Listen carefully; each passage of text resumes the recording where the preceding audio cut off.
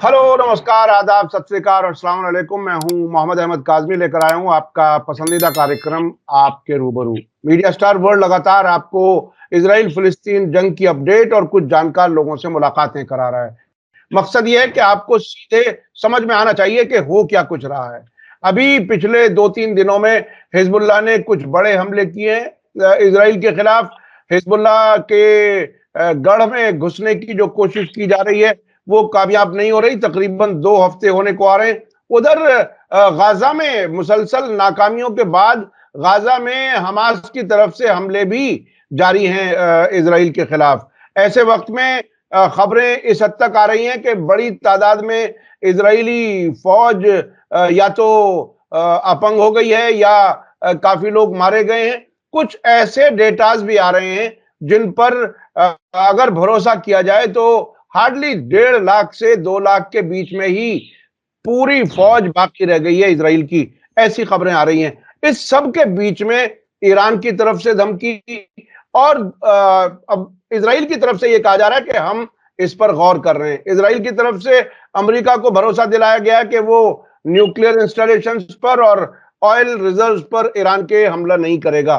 क्या कुछ होने वाला है ये सब समझने के लिए हमारे साथ खास मेहमान है फिरोज बीसी बोरवाला साहब, जो मुंबई में रहते हैं। आज वो लखनऊ में है, फिलिस्तीन से मुतालिक कोई कॉन्फ्रेंस वहां पर है, उसमें शरीक होने के लिए, और उसके बाद वो कई और शहरों में भी इस किस्म की कॉन्फ्रेंस मीटिंग्स अटेंड कर रहे हैं। उन्होंने विदेशों में भी कई फिलिस्तीन से मुतालिक कॉन्फ्रेंसेस अटेंड किए हैं और बहुत ही एक्टिवली इस फिलिस्तीन के कॉज को वो आगे बढ़ाने का काम कर रहे हैं। मैं सीधे आ रहा हूं फिरोज मीठी बोरवाला साहब, आप ये बताइए कि अब जो ये जो ताजा हमला हिजबुल्लाह की तरफ से किया गया है, अब कहां तक पहुंच गई ये जंग, क्या कहना चाहते हैं आप इस मौके पर? ये जंग को अभी ये जेनोसाइड को रादर 1 साल हो चुका है और इजराइल ने इतनी लंबी जंग कभी लड़ी नहीं है कि शौक एंड वाली जंग होती है, 6 दिन की जंग, 30 दिन की जंग, वही सब टाइप का हुआ है।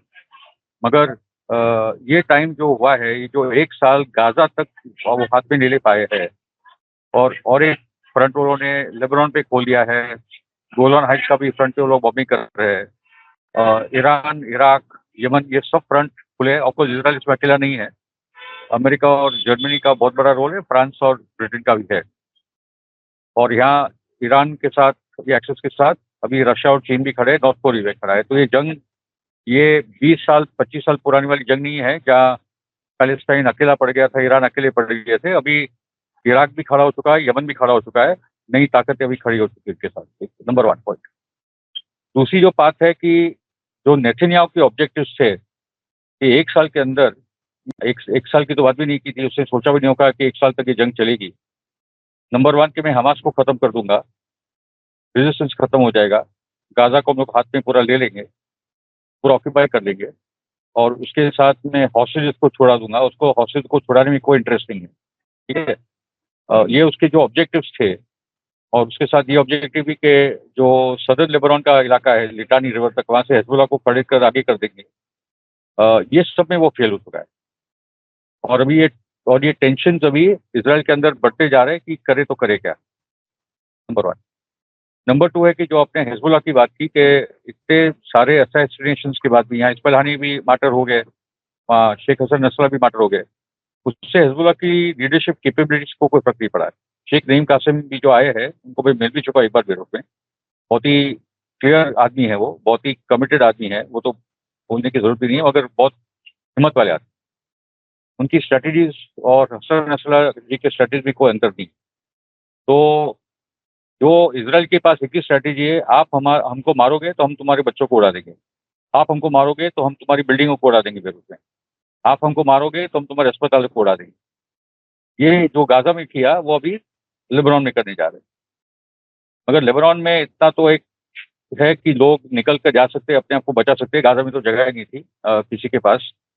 तो एक वो पॉइंट थे और अभी तो इसराइल ने एक क्रिश्चियन टाउन पे भी अटैक कर दिया है। तो अभी फ्रांस में प्रॉब्लम चालू हो चुके हैं क्योंकि सिर्फ क्रिश्चियन टाउन की बात नहीं, उन्होंने जो यूनिफिल के यूनाइटेड नेशंस के ट्रूप्स है, जिसमें अलग अलग देशों के सब अपने सोल्जर्स आए हैं, फ्रांस के भी, इटली की भी है, आयरलैंड के भी है। वो सब देश अभी भड़क रहे जाते कि तुम ये क्या करने जा रहे हो। क्योंकि पिछले 10-15 दिनों से इजराइल कोशिश कर रहा है लेबनीज बॉर्डर में अंदर जाने की, टोटली नाकामयाब है। उसकी हिम्मत ही नहीं हो रही, कोई बड़ा हमला करने की कोशिश वो अभी तक हुआ नहीं है। कि जैसे 2006 में 20,000 की सेना जमा कर 100-150 टैंक्स लेकर अंदर आए थे और 4 किलोमीटर भी अंदर नहीं घुस पाए थे, बिन जबेल में हार गए थे वो लोग। वो टाइप की कोशिश भी इस बार नहीं कर रहे। तो ये तो क्लियर है कि इजराइल को लेबनान में जाने की भी हिम्मत नहीं हो रही है। एक दिखावा हो रहा है अपने खुद के, शायद अपने लोगों के लिए।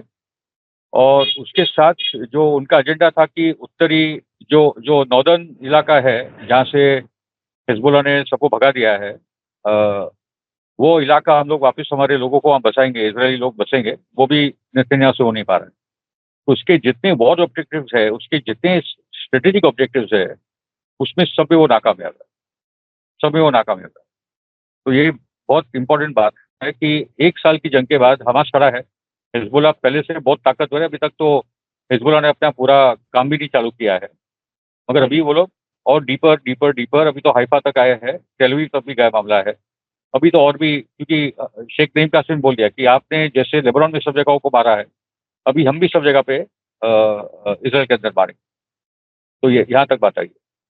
और जहाँ तक ईरान की बात है हमारी कि आपकी जब हमारी आपकी अभी बात अभी अभी बिल्कुल है कि तेल अवीव पर हिजबुल्लाह ने टारगेट किया है, हमला किया है एक नई एडवांस कदर 2 मिसाइल के जरिए।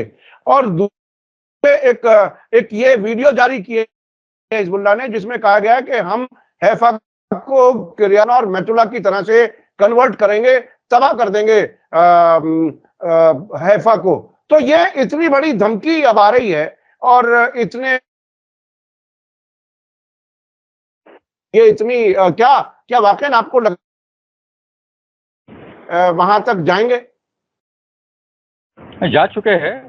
हाइफा का भी पोर्ट तो टारगेट में होगा ही, क्योंकि इन्होंने, इजराइल ने जिस प्रकार की बर्बादी फैलाई है लेबनान में, बिल्डिंग्स पर, अस्पतालों पर, तो अभी तो उसका जवाब तो मिलेगा ही। और हिजबुल्लाह बोल, ईरान बोल, हमास या इराक या यमन, किसी ने भी कोई भी इजरायली सिविलियन टारगेट पे हमला नहीं किया है, सब मिलिट्री स्ट्रेटेजिक टारगेट ही है।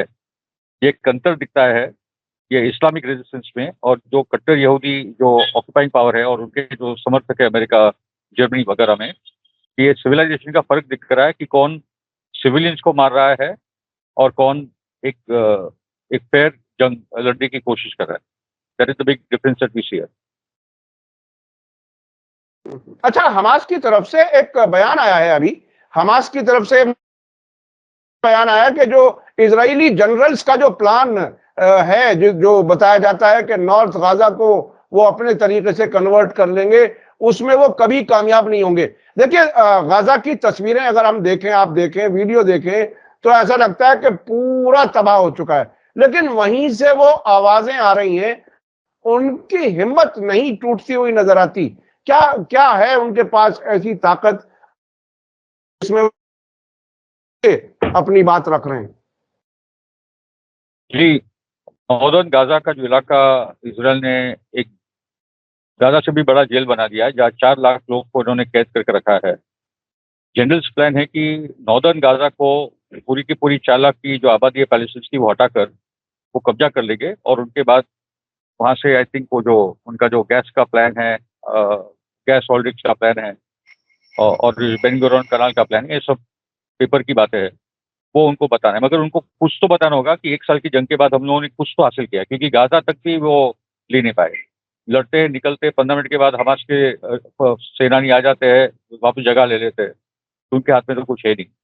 तो नॉर्दर्न गाजा का ये भी मसला है कि वहाँ जो लोग रह रहे हैं, अभी एक अमेरिकन मुस्लिम डॉक्टर ने एक आर्टिकल लिखा है कि basically malnutrition, starvation, hepatitis, meningitis, क्योंकि सूवेज प्लांट्स खत्म है, पीने का पानी का ये लोग ने क्लियर कट बोलता है कि हम पानी भी नहीं देंगे, खाना भी नहीं देंगे, दवाई वाई को दूर की बात है। तो वो जो लोग हैं उन पे मतलब अल्लाह उन पे रहम करे, कि जो डिजीज फैल रहा है वो बहुत बड़ा भी कारण बनेगा लोगों को वहाँ मरने का। इसके बावजूद नॉर्थ गाजा के भी लोग बोले कि हम लोग छोड़ के नहीं जाएंगे, हम हमारी धरती को नहीं छोड़ के जाएंगे, ये हमारी ज़मीन है, और वो सरेंडर का नाम 1 साल के बाद कोई भी गाजा में नहीं ले रहा है। नॉर्दर्न गाजा की तो परिस्थिति और भी खराब हो चुकी है, मगर कोई भी पैलेस्टीनियन, कोई भी गाजा का व्यक्ति, बच्चे, औरतें, परिवार के परिवार, कोई सरेंडर करने की बात नहीं कर रहा है। और इज़राइल आज गाजा के कारण पूरे दुनिया में बदनाम हो चुका है। गाजा टर्निंग पॉइंट है, जो इज़राइल के लिए कुछ दिलों में लोगों के था कि हॉलोकॉस्ट हुआ, इनके साथ बहुत गलत हुआ है। तो इज़राइल का जो पूरा पत्ता था इटर्नल विक्टिम वाला, वो खत्म हो चुका है। और गुस्सा बढ़ते जा रहा है दुनिया के यहूदियों के खिलाफ, दुनिया के ज़ायनिस्ट के खिलाफ। ये जो अच्छे यहूदी वो बात समझ रहे हैं, वो लगातार लिख रहे हैं। ऐसे 20-25 यहूदी को मैं ट्विटर पे फॉलो करता हूँ, जो लगातार ये सब बोल रहे हैं कि ये जो गुनाह कर रहे हैं, ये जो कट्टर यहूदी इज़राइल में, वो हम सबको बर्बाद कर देगा। इज़राइल तो बर्बाद हो ही गया है, अभी दुनिया में उसके रिएक्शन आने वाले हैं। तो ये अच्छा, परिस्थिति है कि कल लेबनान के प्राइम मिनिस्टर ने एक बयान दिया, जिसने कहा कि मुझे अमेरिका ने गारंटी दी है कि वो साउथ लेबनान में इजराइल हमले कम कर देगा। आज ही, बिल्कुल आज 24 घंटे भी नहीं गुजरे कि नबातिया पर हमला किया और नबातिया के मेयर को भी खत्म कर दिया। उसके बाद वो क्यों कर रहे हो, मुझे तो वादा किया था। अमेरिका का वादा, लेबनान के प्राइम मिनिस्टर, जिनको खुद बहुत ही अजीब सी सरकार है। असल में दुनिया के लोगों को यह समझना बहुत मुश्किल है कि एक सरकार है और एक हिजबुल्लाह है। हिजबुल्लाह के साथ, सरकार के साथ लोग नहीं है। ये क्या कुछ है, अमेरिका के भरोसे और वादे क्या कुछ टूट रहे हैं बार बार। अमेरिका के वादे का कुछ मतलब है ही नहीं। 1 साल से बाइडेन अपना एक ड्रामा चला रहा है, मैं सीज फायर कराऊंगा, नेतन्याहू गलत कर रहा है, आम लोगों को बहुत मार डाला। अरे भाई, हथियार बंद कर दो, पैसा बंद कर दो, 2 दिन के बाद जंग खत्म हो जाएगी। इजराइल अमेरिका के बिना कुछ भी नहीं है। अब लगातार हजारों टन बम बेचते रहोगे और बाद में बोलोगे कि मैं ये कम करवा दूंगा और सीज फायर करवाऊंगा, तो उसका कोई मतलब। इसलिए अमेरिका की भी औकात दुनिया में खत्म हो चुकी है, वो रियलिटी है। और पॉइंट ये है कि लेबनान की जो सरकार है वो भी जानते हैं, 2006 में भी वो बोल दिए थे कि जो हिजबुल्लाह रेजिस्टेंस है वो इजराइल के खिलाफ हमारी अकेली गारंटी है, और कोई ताकत नहीं। लेबनीज आर्मी तो लड़ नहीं पाएगी इसका। लेबनीज आर्मी का काम है, पुलिस वाला एक रोल समझ लीजिए लेबनान में। कभी कभी कुछ हो जाता है तो लेबनीज आर्मी का रोल प्ले करती, मगर ये आर्मी का कुछ खास वजूद है नहीं। जो एक ही फोर्स है जो साउथ लेबनान में जो आबादी है, जहाँ से हिजबुल्लाह आया 1982 के इसराइल इन्वेजन के बाद, और 18 साल के रेजिस्टेंस से वो लोग ने निकाल दिया इसराइल को वहाँ से। एक शिबा फार्म करके इलाका है जो 22 किलोमीटर का एक स्ट्रिप है। और जब 7 अक्टूबर हुआ तो हिजबुल्लाह ने कानून तरीके से वो शिबा फार्म्स में ही अपना बॉम्बिंग चालू किया था, क्योंकि वो उनका ही टेरिटरी है अकॉर्डिंग टू यूएन। तो हिजबुल्लाह का जो इंटरवेंशन रहा पहले, वो कभी भी इसराइल टेरिटरी में था ही नहीं, शिबा फार्म में था। फिर होते होते उन्होंने उसको एक्सटेंड किया जैसे जैसे इसराइल का अटैक बढ़ते गए। तो 82% हमले तो इसराइल से हुए हैं। ये अभी जो एपिसोड अभी जो नया चालू हुआ है, जो वॉर सिचुएशन आ गई अभी, कि इसराइल की आर्मी कोशिश करी है लेबनान में जाने की और साउथ लेबनान लेने की, होने वाला कुछ भी नहीं है। और हसन नसरत ने तो बोला था कि हम तो बैठे ही है, आप लोग आइए अपने टैंक्स लेकर, आपके मेरकावा टैंक्स लेकर आइए, आपके सोल्जर लेकर आइए, देखो हम आपका क्या हाल करते हैं। तो लेकिन हिम्मत ही नहीं हो रही अंदर जाने। ओके, तो अब तक फाइटर जेट से आपने लेबनीज आवाम को मारा है, दुनिया में और भी बदनाम हो गए। मैं तो बोलता हूँ कि हर कबर, जो बच्चों की कबर जो खोदी जा रही है, वो इसराइल की कबर उससे 10 गुना ज्यादा खोदी जा रही है।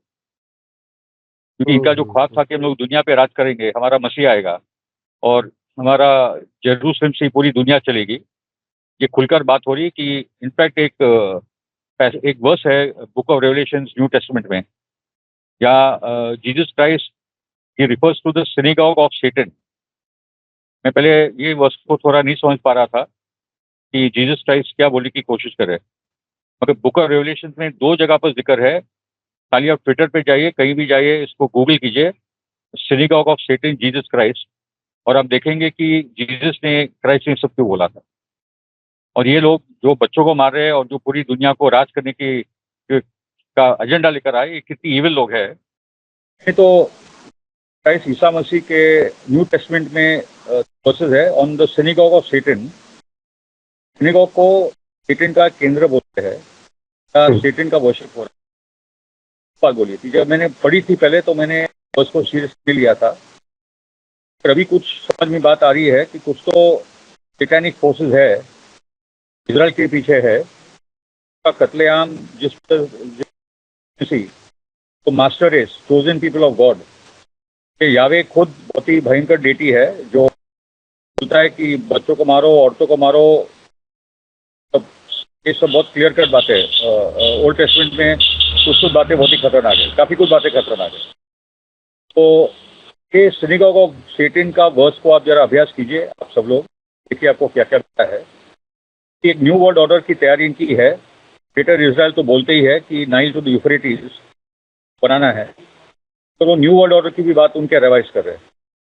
ऐसा बोलना है कि न्यू वर्ल्ड ऑर्डर को बनाने के लिए हमारे जो जूइश मसीहा है उसको लाने के पहले पुराना व्यवस्था है उसको बर्बाद करेंगे, उसको तहस नहस कर देंगे। न्यूक्लियर वेपन भी उसी के लिए है।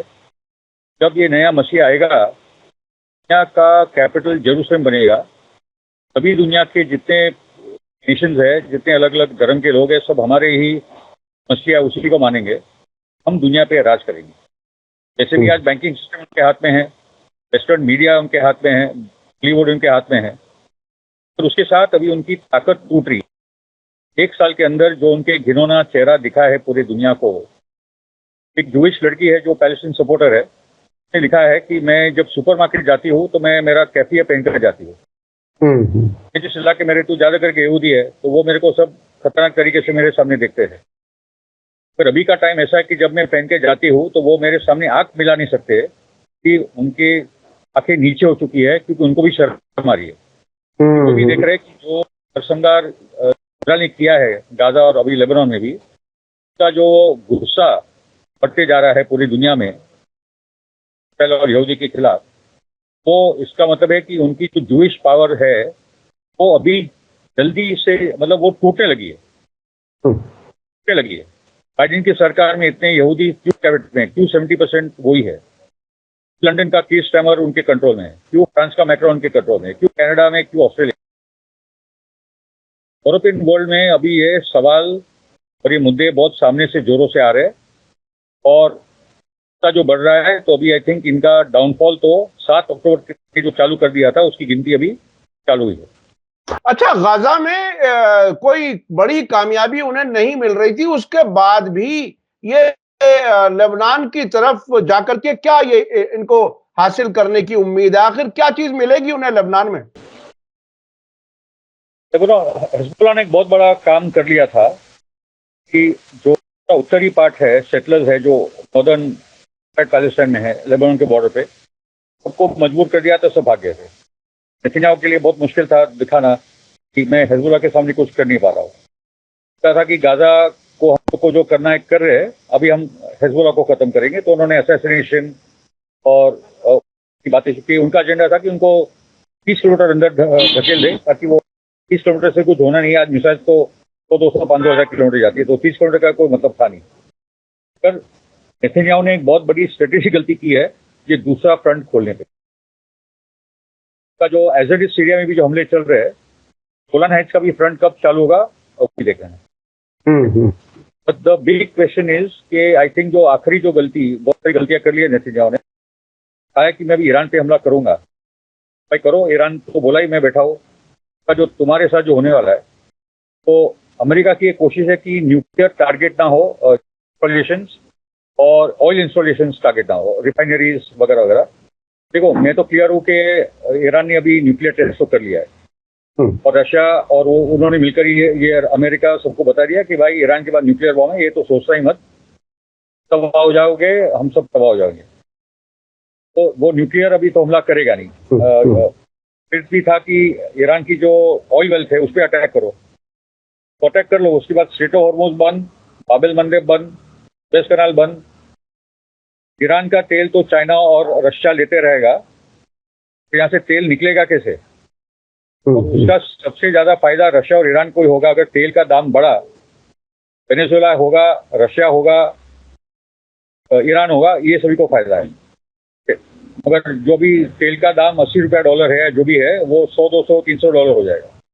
तो रशिया तो hundred of billions of dollars कमा लेगा उस दौरान। वही पे तो हाथ नहीं डालना चाहते, क्योंकि इलेक्शन भी आ रहा है। अगर ये सब हुआ तो डेमोक्रेट्स तो वैसे भी जा रहे हैं, अगर ये नहीं सुधरे तो बहुत बड़ा तबका है अमेरिका में प्रोग्रेसिव डेमोक्रेट्स, और जो मुस्लिम और अरब वोट है वो तो कमला हैरिस के साथ नहीं जाएगा। ट्रम्प भी वैसा ही है, अमेरिका में प्रॉब्लम अगर एक गुस्सा है बाइडेन और हैरिस को लेकर के एक प्रोग्रेसिव फोर्स माना जाता है, ये सब क्यों कर रहे हैं। तो द पॉइंट इज नाउ अभी ये देखना है कि इजराइल ईरान पे हमला कब करेगा और ईरान उसका जवाब मिनटों में दे देगी। तब स्कॉट रिटर ने बोला है कि इजराइल के हवाई जहाज ने यू टर्न नहीं मारा होगा तब तक तो इन्होंने मिसाइल फायर कर दी होगी। और ईरान ने बोला कि तुम्हारे पास 6 कुछ पावर प्लांट्स है, तुम्हारे 2 या 3 ऑयल रिग्स है, तुम्हारे जितने मिलिट्री इंस्टॉलेशन है सबको लोग आधे घंटे के अंदर से उड़ा देंगे। बिल्कुल, उसने ईरान ने अपनी ताकत भी दिखा दी और अपनी पहुंच भी दिखा दी कि मैं कहां तक पहुंच सकता हूं। अच्छा, इस बीच में हारेट्स के एक सीनियर जर्नलिस्ट ने, आरी शावित नाम है उनका, उन्होंने एक आर्टिकल लिखा है जिसमें यह कहा कि अब बहुत कुछ हो गया, या तो फिलिस्तीनियों का हक वापस दो, जंग बंद करो और उनको बाइज्जत रहने की इजाजत दो, हालात ऐसे बनाओ, नहीं तो इजराइल रहने की जगह नहीं रही है। उन्होंने कहा कि फिर हारेट्स में लिखने का भी क्या फायदा, हारेट्स पढ़ने का भी क्या फायदा। यानी बहुत ज्यादा एक तरह से उनमें गुस्सा है अपने खुद सिस्टम के साथ। आपको क्या लगता है कि इजराइल के अंदर एक बड़ी तादाद है जो छोड़ करके जा चुकी है, एक बड़ी तादाद है जो सीरियसली सोच रही है मुल्क छोड़ के जाने के लिए। अगर ये जंग लेबनान में और बढ़ी और जिस तरह से लेबनान से जवाब मिल रहा है, जिस तरह से ईरान से जवाब मिलने की उम्मीद है, उसमें इजराइल बचेगा कहां? और वही है कि लोग तो बड़े पैमाने पे जा रहे हैं, ड्यूअल पासपोर्ट वाले होते हैं, एक रशियन पासपोर्ट, एक इजरायली पासपोर्ट, एक हंगेरियन, एक अमेरिकन, ब्रिटेन, जहां जहां भी से आए सबके ड्यूअल पासपोर्ट होते हैं। तो दिखा ही रहा है कि 1 साल से लोग फरार हो रहे हैं। एयरपोर्ट के लगातार वीडियोज और फोटोज आ रहे हैं कि करके भाई निकल जाओ, यहाँ भी भविष्य बचा नहीं। इजराइल का लॉजिक जो बताया गया था कि इजराइल का लॉजिक ये था कि एक सेफ जगह हो जूस के लिए, अगर वही जगह सेफ नहीं है तो भाई यहाँ से निकल जाएंगे, और ज्यादा सेफ है Europe, America, Canada, Australia, Ukraine प्रकार से टारगेट किया कि यूक्रेन उनका अगला इजराइल बने। तो यूक्रेन की भी वॉर, एक बहुत बड़ा कारण ये था यूक्रेन का वॉर का कि नेक्स्ट इजराइल वहां बने, तो फिर उसकी दिशा में जाएगी। आज भी मौका है, जो हारेस के राइटर ने लिखा है, इसको भी खत्म करो, पॉलिटिकल सॉल्यूशन लाओ, और 2 राष्ट्र की जो बात है वो तो घानी और याया सिंगर भी मान चुके हैं। पैलेस्टीन ने हर बार हाथ बढ़ाया है पॉलिटिकल सॉल्यूशन के, पर ये क्लियर है कि वहाँ का जो कट्टर यहूदी सरकार है वो नहीं चाहता। उसका टारगेट है कि गाजा में से निकालो, वहाँ फेल हुए, वेस्ट बैंक में से निकालो, वो तो होना नहीं है, लेबनान को खाली करो। आप 106 साल के बाद एक पूरे पैलेस्टाइन को हाथ में नहीं ले पाए और ग्रेटर इजराइल की बात करें। ग्रेटर इजराइल उनको बर्बाद कर ले जाएगा। और अभी टाइम आ चुका है कि देखो, हिजबुल्लाह ने बहुत बड़ी ये दी है, शहादत दी है। बोला है कि कल अगर इजराइल बोले, मतलब कल अगर हिजबुल्लाह बोले कि मेरे साथ सीज़फायर करो, तो इजराइल मान जाएगा। तो हिजबुल्लाह का वो मकसद है ही नहीं। हिजबुल्लाह का बोलना है कि we are here to defend Palestine, हम लोग पैलेस्टाइन को डिफेंड कर रहे हैं, मस्जिद अक्सा, कुव्वत सत्ता को डिफेंड कर रहे हैं, हम वहाँ की क्रिश्चियन सिविलाइजेशन को डिफेंड कर रहे हैं, क्योंकि अभी क्रिश्चियन टाउन पे भी हमला हुआ है, बहुत बड़े कैथलिक चर्च पे भी हमला हुआ है, और ये हम लोगों ने हिजबुल्लाह का रोल सीरिया में भी देखा है जब उन्होंने ईसाई आबादी को बचाया था। ये इस्लामिक रिलीजियस का वहाँ का रोल, चाहे वो हमास का हो, हस्टल शाबी का इराक में हो, जहाँ उन्होंने सुन्नियों को और क्रिश्चियन सब बचाया था ISIS अल-कायदा से, या सीरियन आर्मी का रोल हो जिन्होंने देश को इकट्ठा रखा, ईरान का रोल हो, यमन का रोल हो, ये एक अलग किस्म का एक इस्लामिक रिलीजियस का फॉर्म है जो सिर्फ के बारे में नहीं बोल रहा है, या कोई एक पंथ के बारे में, फिरके के बारे में नहीं, वो सबके बारे में सोच रहा है। बोलता है last war of liberation of for the middle east, ये आखिरी जंग है मिडिल ईस्ट की आज़ादी के लिए, और इसमें अमेरिका और इजराइल का जो पूरा दमन और पकड़ है वो सब अभी आखिरी जंग है मिडिल ईस्ट की आज़ादी के लिए। अच्छा, मैं अब थोड़ा सा एक्टिविटीज की तरफ आना चाहता हूं। भारत में बहुत मुश्किल लोग कर रहे हैं, प्रोटेस्ट में मीटिंग नहीं कर पा रहे फिलिस्तीन के हक में, इजराइल के खिलाफ। और अभी लेकिन एक तब्दीली है, पिछले हफ्ते में ईरान के एम्बेसडर का इंटरव्यू फ्रंट पेज पर छपा है इंडियन एक्सप्रेस में। एक बड़ी तब्दीली है। अब आपको क्या लगता है, क्या आप और आपके साथी फिलिस्तीन के लिए जो सपोर्ट और मोबिलाइज कर रहे हैं लोगों को, क्या कुछ है? आज आप लखनऊ में हैं, उसके बाद आप चेन्नई में होंगे, उससे पहले आप पिछले हफ्ते भी कई दूसरी जगहों पर थे। थोड़ा सा उसके बारे में बताइए ताकि भारत के लोगों को मालूम हो कि वो फिलिस्तीन के सिलसिले में क्या कुछ कर सकते हैं। अभी ये बात इंडिया में शुरू हो चुकी है। शायद 2024 का चुनाव का बहुत बड़ा मसला था हमारे लिए, उससे भी कुछ आगे बढ़ी है। भारत में थोड़ा वातावरण बदला है हमारे पक्ष में, की आज़ादी पहले से ज़्यादा है। तो इंडिया पैलेस्टाइन सॉलिडरिटी फोरम जो हमारा फोरम है पैलेस्टाइन के लिए, मैं तो 35 साल से उनके लिए वो पे काम कर रहा हूँ।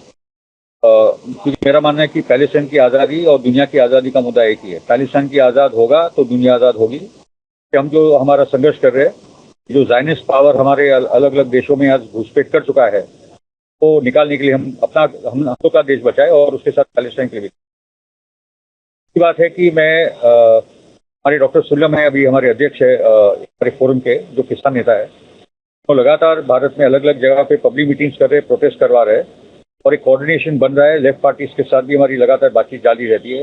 ये 7 अक्टूबर को एक पूरा देशव्यापी कॉल गया था। भारत का शायद कोई शहर नहीं था जहाँ इस बार पब्लिक मीटिंग या प्रोटेस्ट ना हुआ हो पैलेस्टाइन के फेवर में। अभी इंडिया में एक मूवमेंट तेजी से खड़ी हो रही, मैं मानता हूँ, क्योंकि भारत की बहुत स्ट्रांग है पैलेस्टाइन को लेकर। तो थोड़ा रिन्यू करने की जरूरत थी और ज़्यादा कोऑर्डिनेशन की जरूरत थी। तो इंटरनेशनल ज़ायनिज़्म, साम्राज्यवाद का जो एजेंडा है के खिलाफ और पैलेस्टाइन के पक्ष में अभी एक समझ बनती जा रही है और ये बात काम आगे बढ़ रहा है। मैं काफ़ी शहरों में जा रहा हूँ। आज मैं लखनऊ में हूँ, कल हमारी पब्लिक मीटिंग है यहाँ, फिर मैं चेन्नई में हूँ, वहाँ एक बड़ी पब्लिक मीटिंग होने वाली है। काफ़ी बड़े पार्टी के पॉलिटिकल लीडर्स आने वाले हैं। उनमें भी हम लोगों ने पिछले साल में 6 पब्लिक मीटिंग कर ली है। नेपाल में होना है, पंजाब और हरियाणा में होना है, काफ़ी जगहों पे, मतलब सब जगह बातचीत हो रही है और अलग जगह पे ये इंडिया पैलेस्टाइन फोरम के यूनिट्स बनते जा रहे हैं और स्टेट कमिटीज बनती जा रही है। ये साल के अंत में भी हम लोग एक ऑल इंडिया कॉन्फ्रेंस में करने वाले हैं पैलेस्टाइन के लिए।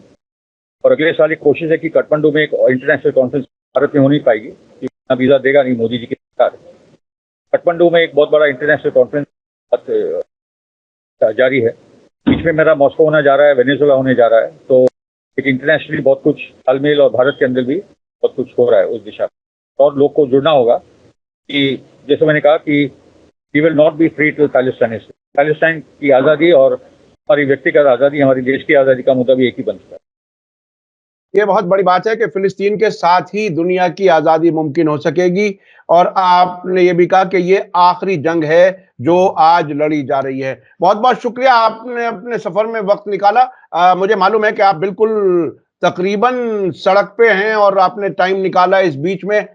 मैं आपका शुक्रगुजार हूँ और मैं अपने दर्शकों से कहना चाहूँगा कि मीठी बोरवाला साहब बहुत ही सिंसियर, संजीदा इस सिलसिले में एक्टिव रहते हैं और मुसलसल तालमेल बनाने की कोशिश करते हैं कि जहां भी फिलिस्तीन के हक में कोई आवाज उठ सके तो उसमें वो शामिल रहते हैं। इसी के साथ मुझे दीजिए इजाजत। धन्यवाद, शुक्रिया, जय भारत, जय हिंद। मीडिया स्टार वर्ल्ड के और वीडियो देखने के लिए हमारे चैनल को सब्सक्राइब करें और सीधे नोटिफिकेशन पाने के लिए बेल आइकन दबाएं। और अगर हमारी खबर सच्ची और अच्छी लगे तो अपने व्हाट्सएप, इंस्टाग्राम, फेसबुक और ट्विटर अकाउंट पर जरूर शेयर करें।